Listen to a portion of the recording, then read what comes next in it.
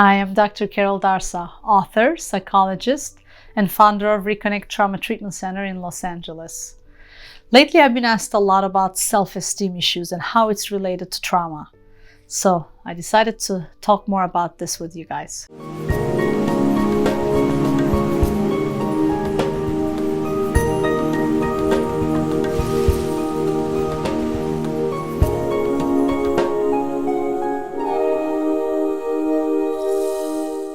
What is self-esteem? Self-esteem is self-love, self-confidence, and self-respect. So if you are lacking basically a sense of not trusting yourself or not liking yourself or not even loving yourself, you might be struggling with self-esteem issues. What kind of things mean that you are actually lacking self-esteem? Well, some of them are very obvious. You can actually talk to someone and say they really don't like themselves, because a person will say things like, I hate myself. Okay, that's very obvious. I hate my body, or I hate that I am such and such, right? Referring to some behavior. So those are very common signs of low self-esteem. But then there's sort of the hidden ways, and those are the ones that you might not know as much. For instance, if you have a difficulty to say no to someone because you think you always have to say yes, that could be a sign of low self-esteem. If you have a hard time to ask for what you need, that might be also a sign of low self-esteem. You might think you're not worthy of asking, or I don't want to inconvenience someone, I don't want to take someone's time. Those are all signs. If you have a difficulty to set boundaries, right? It's sort of like saying no, but let's say what you need, you absolutely need this and that to be healthy. And then when people ask you to break those boundaries, you just willingly break them. Those are some other signs of low self-esteem. So we're going to continue to explore that. And at the end, I'm going to give you guys some tips of how to overcome that. So let's start. Okay, so let's start with, how do you talk to yourself? Because to me, that's a very important way of looking into what is your attitude towards yourself, right? So a lot of people are very aware of the self-judgments that they have, and others are not. So here's my homework for you. Take about a couple of hours or maybe even a whole day out of your week and write down a list of what you don't like about yourself. And also the statements that you say to yourself. Something like, when you're driving, you took the wrong exit. What is it that you say to yourself at that time? Oh, I'm so stupid. Do you say things like, I'm so fat? Oh, you can never do anything right. Just really write down everything that you said to yourself throughout the day. Okay? And then take that piece of paper at the end of the day and really read it, because you might not even become aware of how frequently you actually talk to yourself that way. And then really imagine someone actually you love very much. Could be your child, could be your spouse, could be your best friend, your grandma, your dog. And imagine yourself reading this list to them and saying these horrible things that you say to yourself to them. How will they react? Will they still want to be your friend? Will they still want to be around you? Or could you even imagine that you talk to someone else the way you talk to yourself? So our words, our language to ourselves plays an enormous role in our way of being, in our self-esteem. And of course, if you constantly say negative things to yourself throughout the day, then you are going to feel often probably beaten down or in a bad mood, right? Well, here's the second part of this exercise. After you look at that list and sort of become aware of how you talk to yourself, start writing down names next to your statements of who these statements remind you of. So I'll give you guys an example again. Let's say one of your sentences is, I'm so stupid. And take a moment, think about it. If anyone in your entire life has called you stupid before, is it a message you got in your childhood? Was it your teachers that were telling you? Were you maybe failing at school?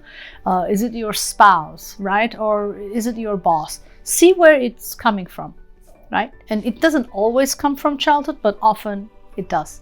Then do the same exercise with the second one. So some of your sentences, you're not going to be able to find where they're coming from, but some of them you are. And so that should also give you an idea of, I wonder if maybe really this is my voice, or am I actually repeating maybe my parents' voice who used to be very critical of me.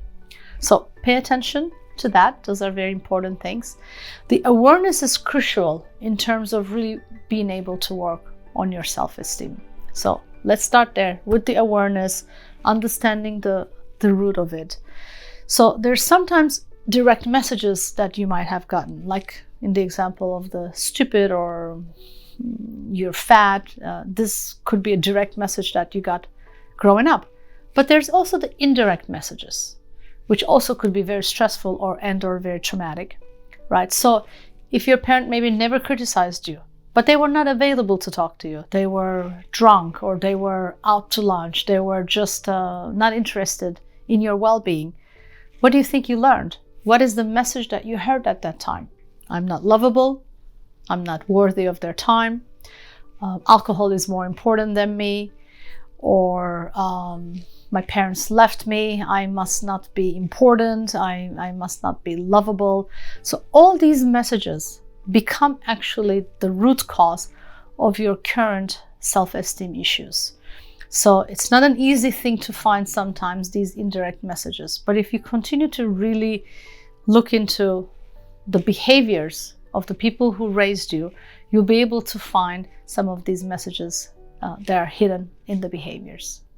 Let's look at other kind of traumas and how that might have also affected your self-esteem. Because I've been talking about sort of the messages.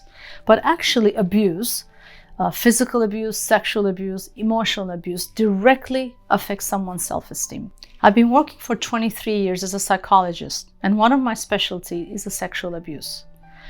And I've worked with survivors who have been through a lot of different situations. And I see one common thing, the lack of self-esteem and the tendency to self-blame, which really go hand in hand together.